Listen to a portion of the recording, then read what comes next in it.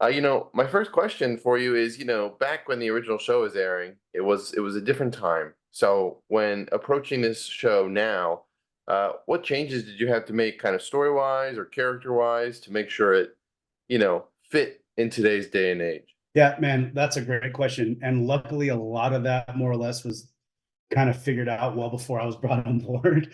That's been in the mission statement in the Bible from day one, from Bo DeMeo's vision, all the way through scripts. We've just had such a good foundation and a strong understanding of these characters through Bo's vision that not to say it's easy, right? Because doing good work takes a good long time, but it made it easier for our visual team to come in and go, cool, this is what we need to embellish, this is what we need to do.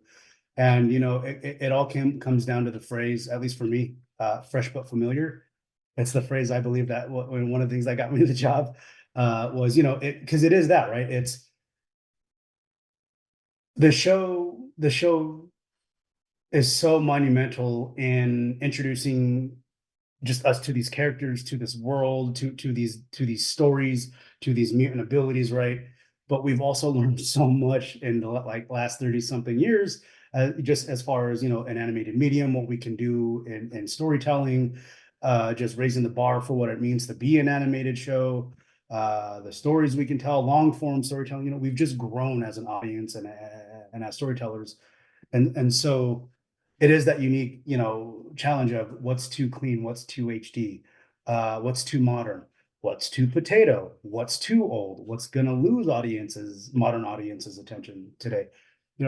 Because you look around, post pandemic animation is just getting the recognition it truly deserves, not only for what you can do in the visual medium, right, but also just for it being another avenue, another medium for storytelling, not just a children's medium, right? So understanding that that's where animation is going right now, and to stay relevant and to stay hot with all of that, while still staying in that 90s sandbox that we all know and love, that's where the real secret sauce comes in, and we couldn't do it without. I definitely wouldn't be up here without the help of the whole team, and I got to give shout out to our production designer Anthony Wu, our lead comp artist Ashleen Phillips, our lead animation supervisor Jeremy Polgart, and our lead effects animation supervisor Chris Graff.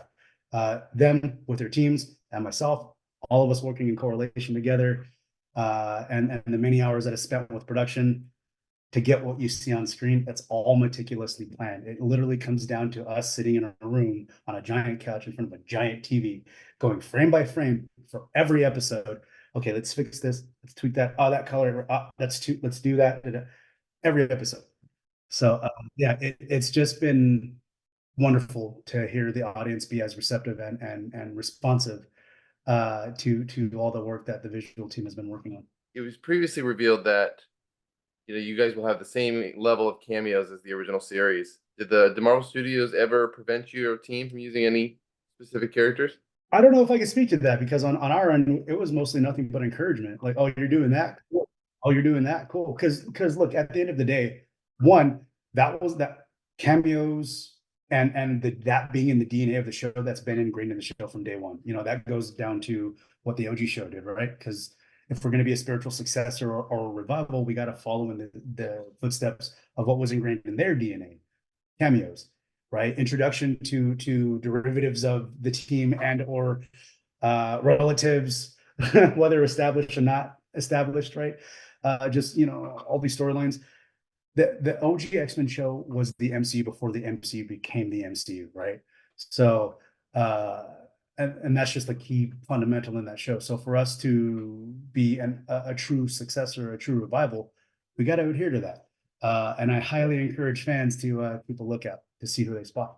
Well, thank you for talking to me. I know season two is already in development, so I hope that we don't have to wait too long. You think it's gonna be long?